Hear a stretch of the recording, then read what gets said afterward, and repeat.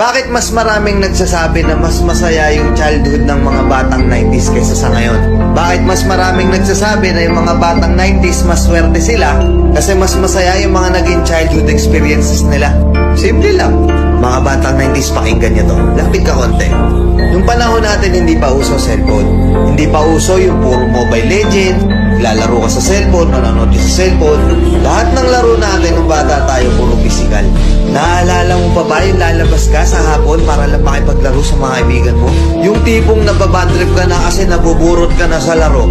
Pero tuloy ka pa rin kasi masaya ka makipaglaro sa kanila. Yung tipong lalabas ka ng alas 3 ng hapon hanggang alas 6, hindi ka na pwedeng magpagabi kasi mapapalo ka. Pero yung maiksing oras na yun para makapaglaro ka, pakiramdam mo ang haba-haba na. Naalala mo pa ba? Pag galing mo sa eskwela, madaling-madali ka kasi may papanoorin ka pa. Oo, kasi yung mga palabas sa TV noon, puro pang bata pa. Puro cartoons, may mga anime pa. Nakakatuwa kasi yung mga palabas noon talagang nakakatulong sa bata. May matinik, may Hiraya Manawari, may siniskwela pa. Hindi ngayon. Putik na yan yung mga pinapanood ng mga bata, puro pag-ibig na. Puro drama. Diba?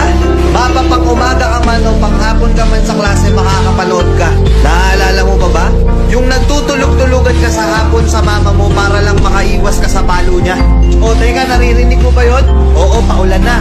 Gigising ka ng madaling araw, nag-aabang ka ng balita. Gantong umuulan na, sana walang pasok. Yung tipong kahit hindi pa nag-a-announce sa balita, pag lumakas yung ulan ng ganyan, anak, huwag ka nang pumasok. Manood ka na lang sa TV ha. Makikipagtampisaw ka sa ulan kasama ibang mga bata. Nakakamiss yung mga panahong wala ka pang pinoproblema. Nakakamiss yung mga panahong wala ka pang responsibilidad at obligasyon. Nakakamiss yung mga panahon nung ikaw ay bata pa. Pero napapansin ko, bakit hindi ko na nakikita yung mga ganong klaseng bata? Sa tuwing lumalabas ako, napapansin ko napakatahimik na ng iskinita. Hapon na, oras na ng paglalaro nila. Pero bakit ganon wala ng mga bata? Nasa na sila? Napokus na sa kaka-cellphone. Hindi na lumalabas ng bahay. Mas minaigi na lang nilang mag-cellphone at manood ng mga bagay na wala namang kakwenta-kwenta. Iba na talaga panahon ngayon, no? Kasi ngayon yung mga bata hindi na nila ine-enjoy yung pagkabata nila. Hindi na sila lumalabas para makipaglaro sa mga kalaro nila. Nagbabago na talaga yung takbo ng mundo, di ba? Kaya kung ako tatanungin, oo, masaya ako na naging parte ako ng bata